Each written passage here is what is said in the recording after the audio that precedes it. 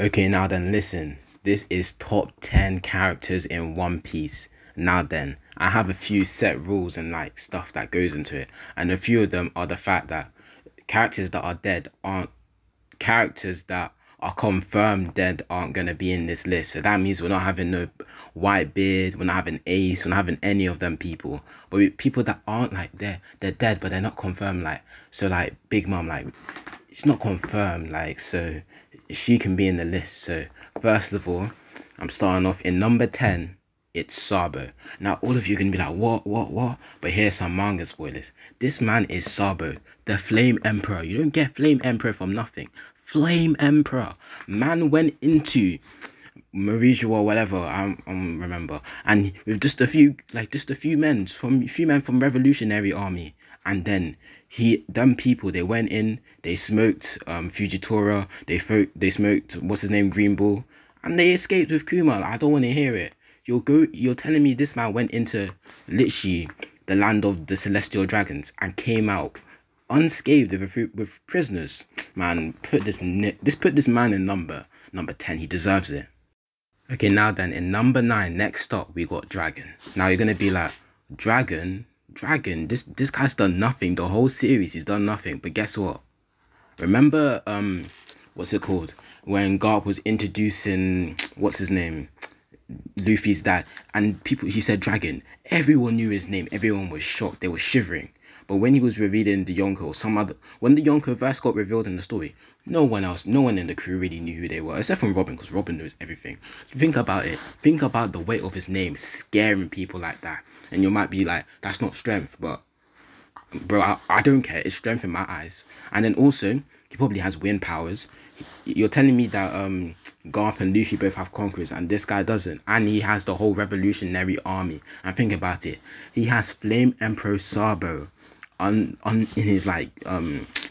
his crew. Let's call it a crew then. He has it in his crew. Like that's already it. Like he has to be stronger, and he is. I don't care. Dragon's number 9. I don't care.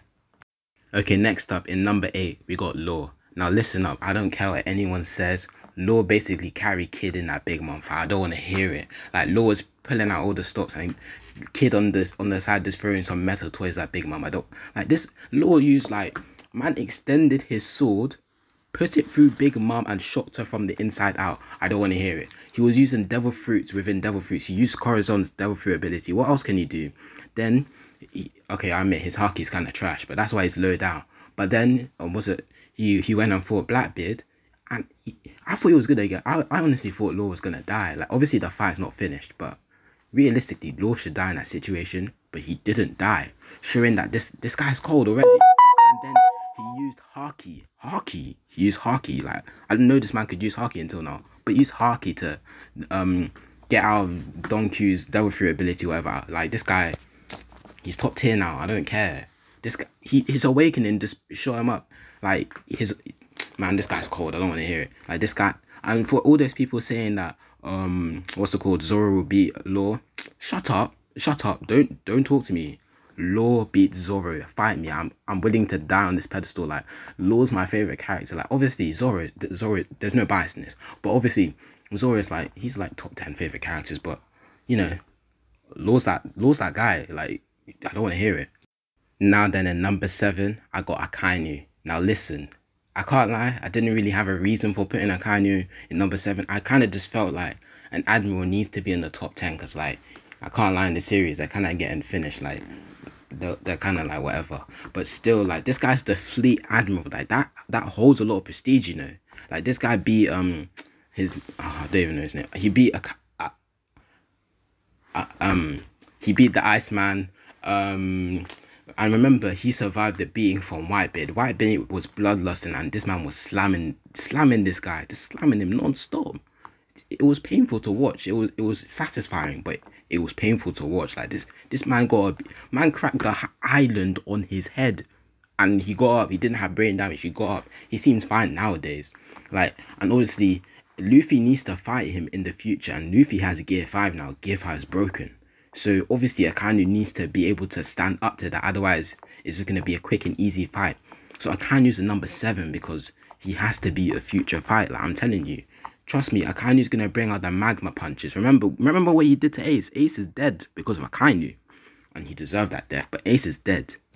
Okay, now then, in number 6, I got the biggest, Big Mom. Now I know what you may be saying. I said that Law soloed her all by himself, but you have to remember, Oda fit like hoed Big Mom in that fight. I'm not gonna lie. Like, she has advanced Kokoro's Haki, didn't use it once.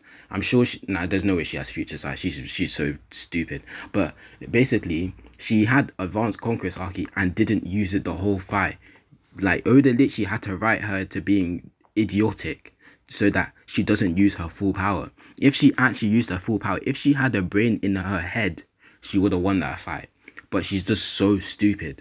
So, like, obviously, if I played the stupidity into this, then obviously she's washed.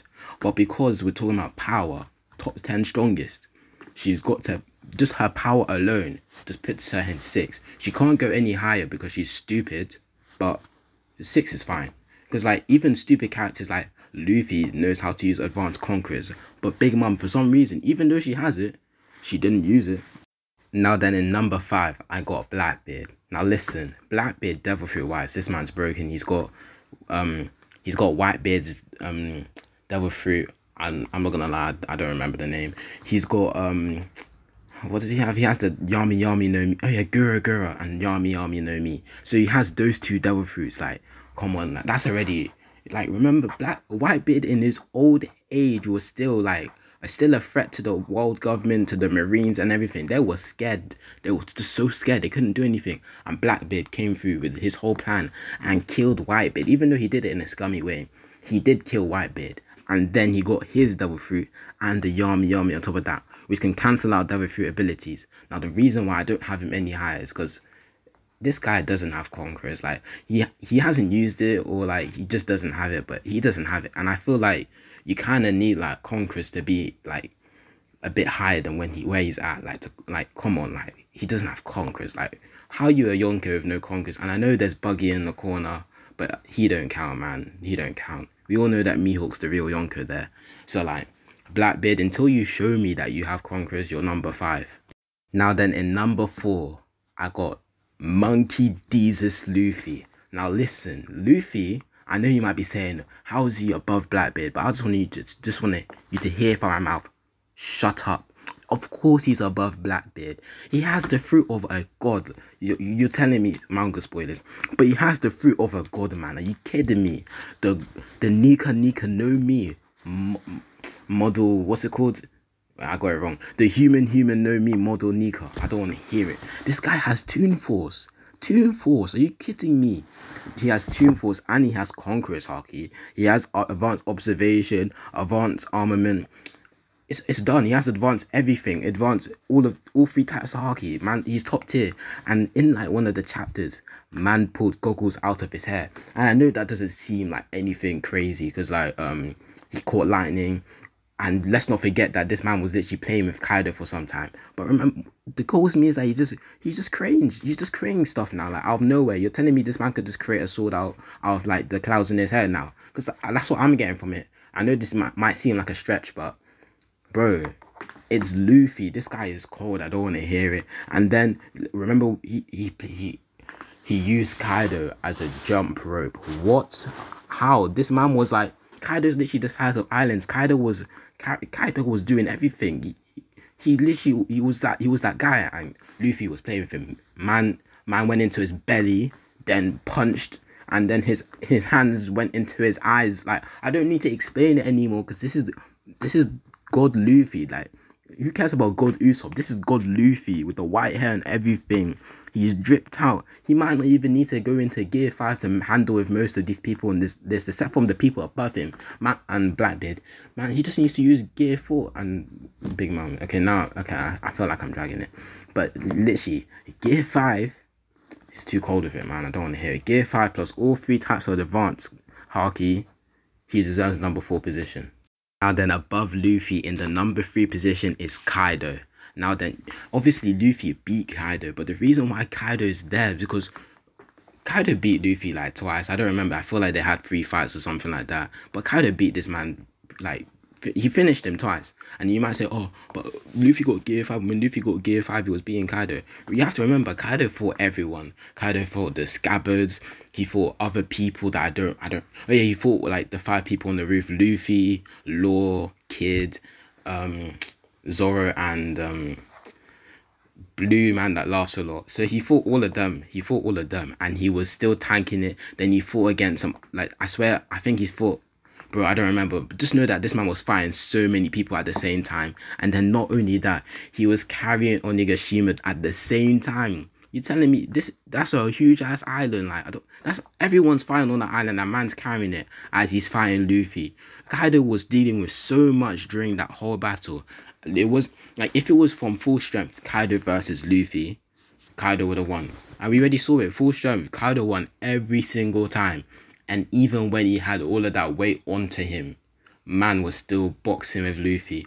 Luffy won because, like, obviously Luffy had to win the fight because main character, whatever. But if Luffy didn't have the main character powers, he would have lost. I don't care, he would have lost. Now then, in my number 2 position, and before I say, I already know this is about to sound crazy, but the logic I'm about to display onto you makes it not crazy. And in number 2, I got Mihawk. Now listen, you may be like, what? Mihawk, are you dumb? Above Kaido? And I'm here to say, yeah, it's above Kaido. And what? Think about it.